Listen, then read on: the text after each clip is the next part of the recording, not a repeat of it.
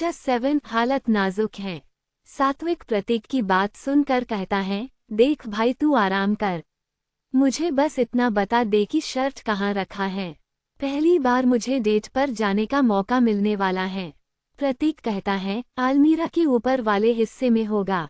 सात्विक जल्दी से शर्ट निकालता है और पहनते हुए प्रतीक से कहता है, मैं जा रहा हूँ प्रतीक। प्रतीक कहता है, ठीक है लेकिन जल्दी आ जाना, कल फादर से मिलने जाना है। सात्विक हाँ कहते हुए कहता है, मैंने तुम्हारे कुछ पैसे निकाले हैं, बाद में दे दूंगा। प्रतीक कहता है, कुछ छोड़ा है कि नहीं। सात्विक हंसते हुए कहता है, सॉरी प्रतीक लेकिन थोड़ा सा छोड़ दिया है। प्रतीक कहता है, ठीक है ध्यान रखना। ये कहते हुए प्रतीक सो जाता है और सात्विक वहां से निकल जाता है। सात्विक जब डेट के लिए पहुंचता है तो समीरा वहां नहीं आई थी। सात्विक अपना मुंह इधर उधर घुमाता रहता है और मन ही मन कहता है, कब आएगी समीरा, मेरी जिंदगी की पहली डेट। मैं ठीक कपड़े में तो आया हूं ना। समीरा वैसी नहीं है, वो बिल्कुल भी नहीं है जो किसी को कपड़े से जज करे। सात्विक ये सब सोच ही रहा था कि पीछे से उसे आवाज आती है, समीरा के लिए आए हो क्या जूनियर। जैसे ही सात्विक पीछे देखता है तो कहता है, अरे सर आप यहाँ क्या कर रहे हैं। उस कैफे के टेबल पर 6 लोग बैठे हुए थे। उनमें से एक सिद्धार्थ था जबकि दूसरा आयुष था और बाकी के 4 लोग भी उसके क्लासमेट थे जो वहां पर बैठे हुए थे।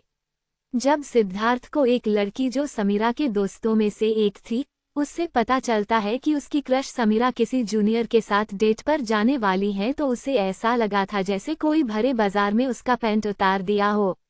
सिद्धार्थ अब किसी भी तरह से सात्विक को ये बताना चाहता था कि सीनियर सीनियर होता है जबकि जूनियर जूनियर।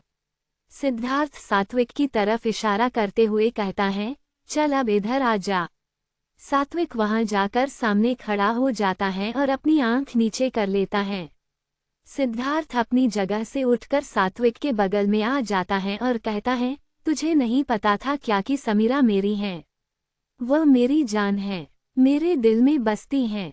उसके बाद सात्विक को सिद्धार्थ चिल्लाते हुए कहता है, तेरी हिम्मत कैसे हुई उसके साथ डेट पर आने की, हरामी जिंदा नहीं रहना चाहता है क्या।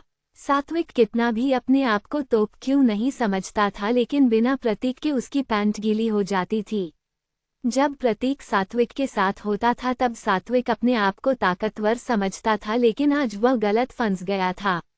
समीरा भी अब तक आई नहीं थी इसलिए सात्विक अभी डर के मारे कांपने लगा था। आयुष उठते हुए कहता है, ये क्या सिद्धार्थ भाई, ये तो अभी से ही कांपने लगा है, पता नहीं आप जब इसे नंगा करके यहाँ दौड़ाएंगे तो इसका क्या होगा। सात्विक काफी कोशिश के बाद कहता है, ये आप सही नहीं कर रहे हैं, समीरा मेरी गर्लफ्रेंड है। सिद्धार्थ सात्विक के गर्दन को पकड़ते हुए कहता है, नाम लेकर बुला रहा है हरामी। समीरा मैम बोल वरना गला काट दूंगा। सात्विक इससे पहले कुछ बोल पाता। सिद्धार्थ उसके सर को टेबल पर मारने लगता है और तब तक मारता है जब तक सात्विक का सर फट जाता है और खून नहीं आ जाता। एक दूसरा लड़का अपने हाथ में मौजूद हॉकी स्टिक को दिखाते हुए कहता है, ये क्या सिद्धार्थ भाई, अगर आप अकेले ही इसके साथ सब कुछ कर लेंगे तो हमारे यहाँ आने का इस हॉकी स्टिक के साथ क्या फायदा हुआ। सिद्धार्थ सात्विक के सर को उठाते हुए कहता है, इसके दोनों हाथों और पैरों को तोड़ दो, उसके बाद उसे एहसास होगा कि सीनियर के ऊपर नजर नहीं डालते हैं। सात्विक का जो सर था वह चोट लगने की वजह से काफी ज्यादा चकरा रहा था। सात्विक इससे पहले कि कुछ कर पाता, सिद्धार्थ कहता है, इंतजार किस बात का है प्रत्यूष, शुरू हो जाओ। सिद्धार्थ के इतना कहते ही प्रत्यूष नाम का वह लड़का हॉकी स्टिक लेते हुए सीधा सात्विक के हाथ के ऊपर मारता है और सात्विक दर्द से करा उठता है। उसके बाद बाकी के लोग भी सात्विक को मारना शुरू कर देते हैं। सारे लोग हॉकी स्टिक से सात्विक को मारते हुए उसके दोनों हाथ और पैर को तोड़ देते हैं और उसके साथ साथ सात्विक के सर से खून बहता हुआ नजर आ रहा था। सिद्धार्थ सबको साइड करते हुए कहता है, अब जरा मेरी बारी। सिद्धार्थ सात्विक के गर्दन को पकड़कर उसे दीवार से सटाते हुए कहता है, अभी तुझे सब समझ में आया या फिर अभी भी समझाऊं तुझ। सात्विक हंसते हुए कहता है, आने साले सिद्धार्थ, मेरे साथ यह सब करके तूने अपने मौत को न्योता दिया है। हरामजादे, अब तेरी ऐसी हालत होगी कि तू मरने के लिए तरसेगा। सिद्धार्थ हंसते हुए कहता है, सच में? तू किसके दम पर कूद रहा है? टूटे हुए हाथ और पैर के साथ भी तुझमें इतना जिगरा है? तुझे जो कोई भी देखने आएगा हम उसकी भी यही हालत करेंगे। सिद्धार्थ सात्विक को पकड़कर उसे दूर फेंक देता है और अपने दोस्तों से कहता है, इसे ऐसे ही छोड़ दो और चलो यहाँ से। तभी आयुष घबराए हुए आवाज में कहता है, सिद्धार्थ भाई, इसका सर। तभी सिद्धार्थ पीछे मुड़कर देखता है तो पाता है कि उसके फेंकने की वजह से सात्विक का सर टेबल के कोने में लगकर अंदर घुस गया था। टेबल का कोना 2 सेंटीमीटर अंदर घुस गया था। ये देखकर सिद्धार्थ की हालत खराब हो गई थी। चूंकि सिद्धार्थ भी डॉक्टर बनने की पढ़ाई कर रहा था, इसलिए वह भी समझ रहा था कि ऐसा होने का मतलब था कि सात्विक के जिंदा बचने के चांसेस काफी कम थे। उस कैफे में सात्विक का खौफ था और वह कैफे अभी पूरी तरह से खाली था, इसलिए कोई बता दे ये हो ही नहीं सकता था। सिद्धार्थ घबरा गया था, इसलिए वह कहता है, जल्दी से भागो यहाँ से। उसके बाद वहां से सारे लोग ऐसे सात्विक को छोड़कर गायब हो गए थे जैसे वे लोग यहाँ कभी थे ही नहीं। उनके जाने के थोड़ी देर के बाद वहां समीरा आती हैं। वह देखने में काफी खूबसूरत लग रही थी, जिसे देखकर कोई भी उसमें खो सकता था। जैसे ही वह कैफे के अंदर जाती हैं तो देखती हैं कि सात्विक के शरीर से खून निकल रहा था और वह अपना कॉन्शियसनेस खोने लगा था। उसका सर टेबल के कोने में घुसा हुआ था। ये देखते ही समीरा की आंखें बड़ी की बड़ी हो गई थी।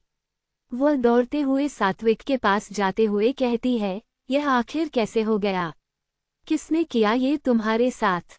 सात्विक अपनी आंख समीरा की तरफ करते हुए कहता है, तुम्हारे आंखों में आंसू अच्छे नहीं लगते। तुम्हारा मेकअप खराब हो जाएगा। समीरा कहती है, क्या बोल रहे हो तुम? मैं अभी एम्बुलेंस बुलाती हूँ।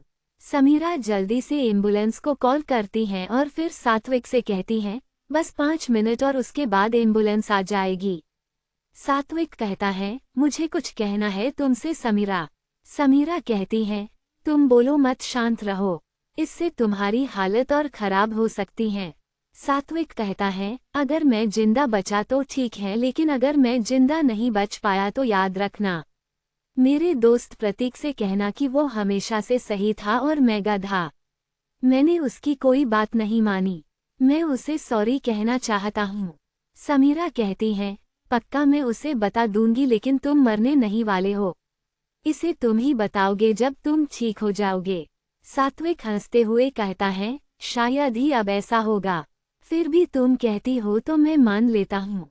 इससे पहले कि समीरा कुछ कह पाती, एम्बुलेंस आ जाती हैं और सात्विक को वहां से ले जाने लगती हैं। समीरा कहती है, ये सिद्धार्थ ने किया है ना, उसे छोड़ूंगी नहीं मैं। सात्विक आखिरी बार काफी मुश्किल से कहता है, इसके बारे में प्रतीक को मत बताना। इसके बाद सात्विक बेहोश हो जाता है और एम्बुलेंस उसे हॉस्पिटल लेकर जाती है। इधर प्रतीक का बुखार काफी बढ़ गया था। प्रतीक के अंदर अब इतनी भी ताकत नहीं थी कि वह खुद से उठ सके। ऋषि भी वहां नहीं था, इसलिए प्रतीक बस आराम कर सकता था। इधर जब समीरा सात्विक को हॉस्पिटल, जो कोई और नहीं बल्कि सबसे नजदीक कॉलेज का ही हॉस्पिटल था, वहीं सात्विक को भर्ती किया गया था। थोड़ी ही देर में ये खबर पूरे कॉलेज में फैल जाती है। सब जानते थे कि इसके पीछे किसी और का नहीं बल्कि सिद्धार्थ का हाथ है, लेकिन कोई भी कुछ नहीं कर सकता था। ये खबर उड़ते हुए ऋषि के भी पास आती है और वह प्रतीक को कॉल करने की कोशिश करता है, लेकिन तेज बुखार होने की वजह से प्रतीक को होश तक नहीं था कि वह फोन उठा सके। ऋषि 2-3 बार कॉल करता है, लेकिन जब उसे कोई खबर नहीं मिलती तब वो खुद हॉस्टल में आता है और जब दरवाजा खोलता है तो प्रतीक किसी लाश की तरह पड़ा हुआ था। जब ऋषि प्रतीक को उठाने के लिए उसका सर छूता है तब उसे एहसास होता है कि प्रतीक की भी हालत काफी ज्यादा खराब थी। जब प्रतीक को ऋषि छूता है तब प्रतीक अचानक से उठ जाता है और ऋषि को देखते हुए कहता है, क्या हुआ, इतनी रात को तुम इतने घबराए हुए क्यों हो? पहले ऋषि चाहता था कि वह प्रतीक को इसके बारे में न बताएं, लेकिन ऋषि जानता था कि प्रतीक के पास परिवार के नाम पर सिर्फ सात्विक ही था। अगर ऋषि प्रतीक को नहीं बताता और सात्विक अपना दम तोड़ देता तो ऋषि को जिंदगी भर इसका अफसोस होता। इसलिए ऋषि कहता है सात्विक का एक्सीडेंट हो गया है, उसे आईसीयू में रखा गया है, उसकी हालत काफी नाजुक है। डॉक्टर तो कह रहे हैं कि उसे बचाना बहुत ही ज्यादा मुश्किल है। ये सुनते ही प्रतीक का सारा बुखार कहाँ चला जाता है उसे भी पता नहीं चलता है। वह सीधा उठते हुए ऋषि के गर्दन को पकड़कर उसे ऊपर ऊपर उठाते हुए कहता है, क्या कह रहे हो? सात्विक को कुछ भी नहीं हो सकता है। कहाँ है वह? अपना हाथ पैर मारते हुए ऋषि कहता है, गर्दन छोड़, मेरी जान लेगा क्या? जब प्रतीक को रियलाइज होता है कि उसने ऋषि को किस पोजीशन में लटका रखा है तो वो जल्दी से उसे छोड़ देता है और कहता है, सॉरी ऋषि। कहाँ है सात्विक? कौन से हॉस्पिटल में है? ऋषि कहता है, यही है अपने कॉलेज के हॉस्पिटल में। प्रतीक अपना फोन निकालता है और फादर को मैसेज करके ये कहता है कि सात्विक का बड़ा एक्सीडेंट हुआ है और उसकी जान खतरे में है। प्रतीक स्लीपर में ही ऋषि के साथ हॉस्पिटल की तरफ बढ़ता रहता है। इधर जब ये खबर एमएलए विश्वास सुराना के पास गई थी तो वह उसी वक्त सिद्धार्थ को एक जगह बुलाते हैं और कहते हैं, यह क्या किया तुमने? तुमने किसी को लगभग मार दिया है। शुक्र मनाओ कि यहाँ की पुलिस मेरे हाथ में है, इसलिए कोई पुलिस केस नहीं बना, वरना तुम्हारा पूरा करियर बर्बाद हो जाता। सिद्धार्थ कहता है, सॉरी मामा जी, ये गलती से हुआ, मैंने तो बस हाथ पैर तोड़ा था, उसके बाद बस धक्का दिया, जिस वजह से ऐसा हो गया। विश्वास सुराना, जिनकी उम्र कुछ 60 साल के आसपास थी, वह इस एरिया के बड़े गुंडे में गिने जाते थे, लेकिन राजनीति में आने के बाद चीजों को कंट्रोल में रखते थे। अगर अभी सात्विक की मौत हो जाती तो उसका इमेज खराब हो जाता। विश्वास सुराना तेज आवाज में कहता है, भगवान से विनती करो कि वो लड़का जिंदा बच जाए, वरना तुम्हारा करियर तो खत्म ही समझो और साथ साथ मेरा भी। To be continued.